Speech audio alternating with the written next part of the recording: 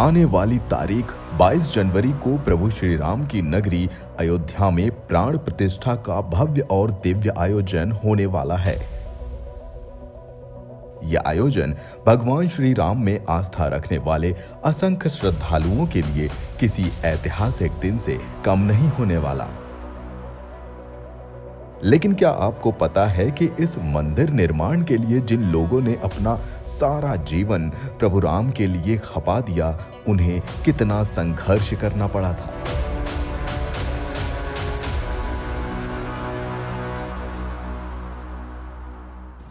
नमस्कार, आप सभी का स्वागत है द वायरल हिस्ट्री के इस खास प्रोग्राम में, जहां आपको इतिहास के बेहद दिलचस्प किस्सों से रूबरू होने का बेहतरीन मौका मिलता है। तो आइए शुरू करते हैं आज एक नई पेशकश के साथ। राम मंदिर आंदोलन में कई मशहूर तो कई अनजान चेहरों ने अपना भरपूर योगदान दिया, लेकिन कुछ नाम ऐसे हैं जो हमेशा हिंदुस्तान वासियों के दिल में बसते रहेंगे। महंत रामचंद्र परमहंस। महंत रामचंद्र परमहंस भूमि विवाद और मंदिर आंदोलन से जुड़ने वाले शुरुआती लोगों में से एक व्यक्ति थे।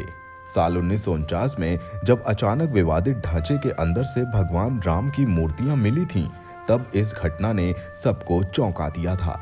कहा जाता है कि असल में इन मूर्तियों को रखने वाले रामचंद्र परमहंस महाराज ही थे।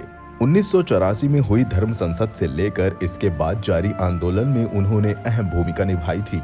हालांकि एक रोचक पहलू ये भी है कि इस विवाद के प्रमुख मुस्लिम पक्षकार हाशिम अंसारी और रामचंद्र परमहंस के बीच काफी अच्छे संबंध थे। दोनों को कई बार अदालती कार्रवाई के दौरान एक साथ देखा गया। अशोक सिंघल। विश्व हिंदू परिषद को बड़ी पहचान दिलाने में अशोक सिंघल का सबसे बड़ा योगदान रहा।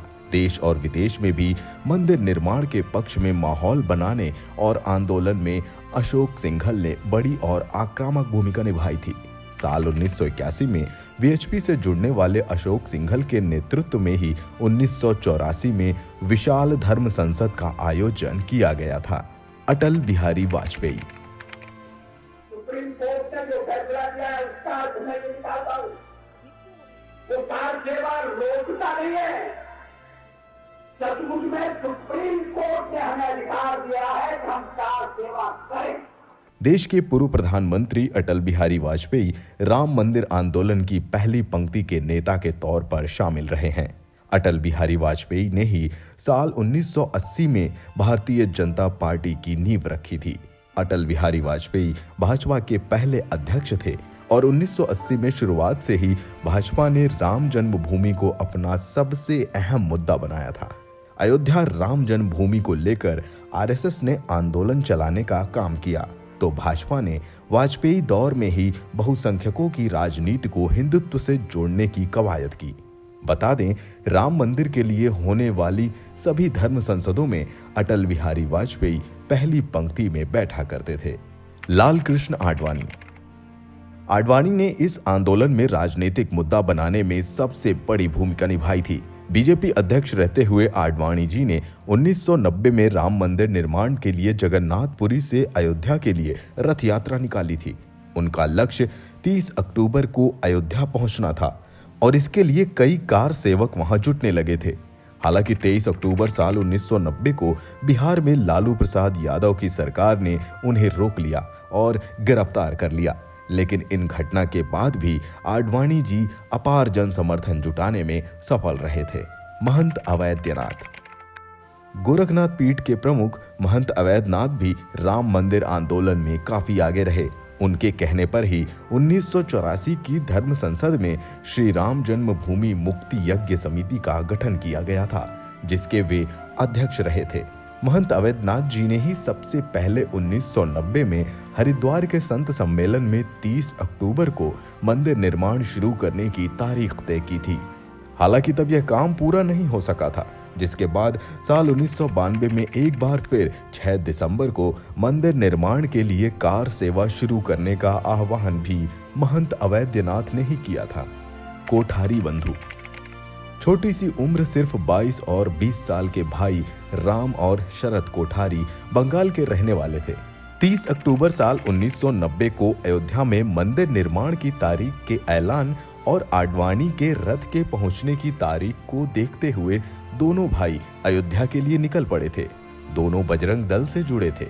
22 अक्टूबर को दोनों भाइयों ने बनारस अयोध्या के लिए पैदल यात्रा शुरू कर दी थी। अयोध्या में जारी कर्फ्यू के बीच दोनों भाई सबसे पहले पहुंचने वालों में से थे। 30 अक्टूबर को जब विश्व हिंदू परिषद और बजरंग दल के नेता विवादित ढांचे की ओर बढ़ रहे थे, उसी बीच दोनों भाई ढांचे के ऊपर गुंबद पर चढ़ गए और वहां भगवा झंडा फहरा दिया। इस घटना ने वहां मौजूद लोगों को चौंका दिया।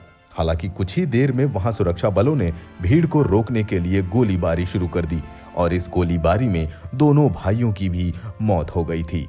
बता दें, अयोध्या में कार सेवकों पर 30 अक्टूबर 1990 को सुरक्षा बलों ने गोली चलाई थी। इस कार्रवाई में कई लोग मारे गए थे। उस समय उत्तर प्रदेश के सीएम मुलायम सिंह यादव थे। वे पहले ही ऐलान कर चुके थे कि अयोध्या में परिंदा भी पर नहीं मार पाएगा, लेकिन उनका ये बयान चुनौती बन गया। अयोध्या गोलीकांड का सवाल जिंदगी भर मुलायम के सामने खड़ा रहा। हालांकि उन्होंने कई बार इस पर संसद में भी जिक्र किया। उनका कहना था कि उस समय उनके सामने मंदिर, मस्जिद और देश की एकता का सवाल था। बीजेपी ने अयोध्या में लाखों की भीड़ कार सेवक के नाम पर लाकर खड़ी कर दी थी। देश की एकता के लिए 16 की जगह 30 जाने भी जाती तो भी पीछे नहीं हटते। बाद में मुलायम सिंह के इस बयान पर जमकर विरोध हुआ था।